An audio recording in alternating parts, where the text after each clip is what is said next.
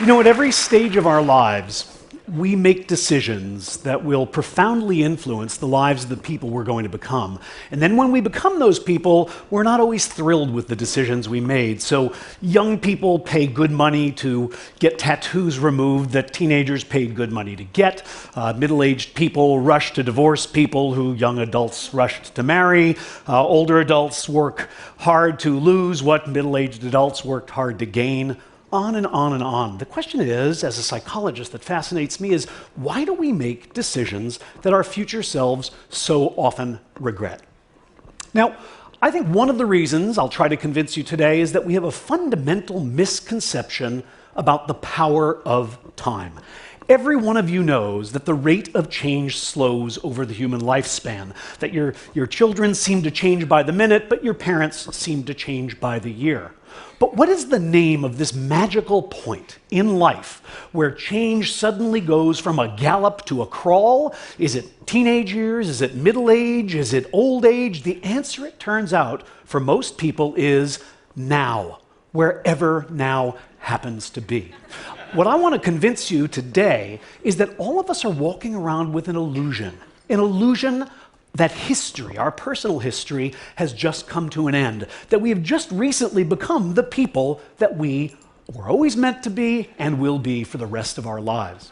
Let me give you some data to back up that claim. So here's a study of change in people's personal values over time. Here's 3 values. Everybody here holds all of them, but you probably know that as you grow, as you age, the balance of these values shifts. So how does it do so? Well, we asked thousands of people. We asked half of them to predict for us how much their values would change in the next 10 years, and the other is to tell us how much their values had changed in the last 10 years. And this enabled us to do a really interesting kind of analysis, because it allowed us to compare the predictions of people, say, 18 years old to the reports of people who were 28, and to do that kind of analysis throughout the lifespan. Here's what we found. First of all, you're right. Change does slow down as we age. But second, you're wrong, because it doesn't slow nearly as much as we think. At every age from 18 to 68 in our data set, people vastly underestimated how much change they would experience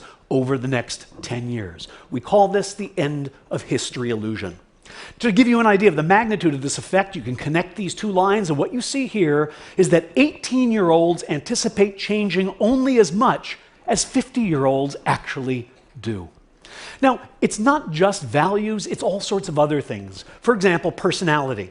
Many of you know that psychologists now claim that there are 5 fundamental dimensions of personality: neuroticism, openness to experience, agreeableness, extroversion, and conscientiousness. Again, we asked people how much they expected to change over the next 10 years, and also how much they had changed over the last 10 years. And what we found, well, you're going to get used to seeing this diagram over and over, because once again, the rate of change does slow as we age, but at every age, people underestimate how much their personalities will change in the next decade.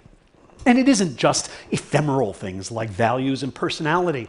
You can ask people about their likes and dislikes, their basic preferences. For example, name your best friend, your favorite kind of vacation, what's your favorite hobby, what's your favorite kind of music. People can name these things. We ask half of them to tell us, do you think that that will change over the next 10 years? And half of them to tell us, did that change over the last 10 years? And what we find, well, you've seen it twice now, and here it is again.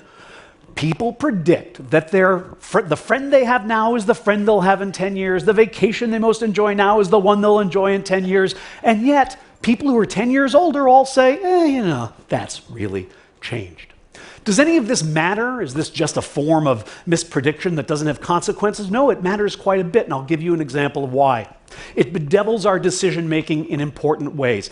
Bring to mind right now for yourself your favorite musician today and your favorite musician 10 years ago. I put mine up on the screen to help you along.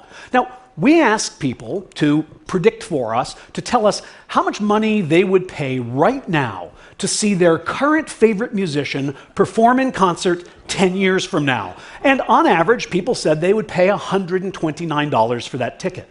And yet, when we ask them how much they would pay to see the person who was their favorite 10 years ago perform today, they say only $80. Now, in a perfectly rational world, these should be the same number, but we overpay for the opportunity to indulge our current preferences because we overestimate their stability. Why does this happen? We're not entirely sure, but it probably has to do with the ease of remembering versus the difficulty of imagining. Most of us can remember who we were 10 years ago, but we find it hard to imagine who we're going to be. And then we mistakenly think that because it's hard to imagine, it's not likely to happen. Sorry, when people say, I can't imagine that, they're usually talking about their own lack of imagination and not about the unlikelihood of the event that they're describing. The bottom line is, time is a powerful force. It transforms our preferences, it reshapes our values, it alters our personalities. We seem to appreciate this fact, but only in retrospect. Only when we look backwards do we realize how much change happens in a decade.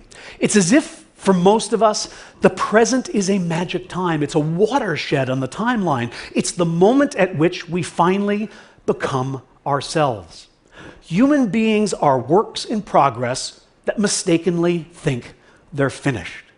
The person you are right now is as transient, as fleeting, and as temporary as all the people you've ever been. The one constant in our life is change. Thank you.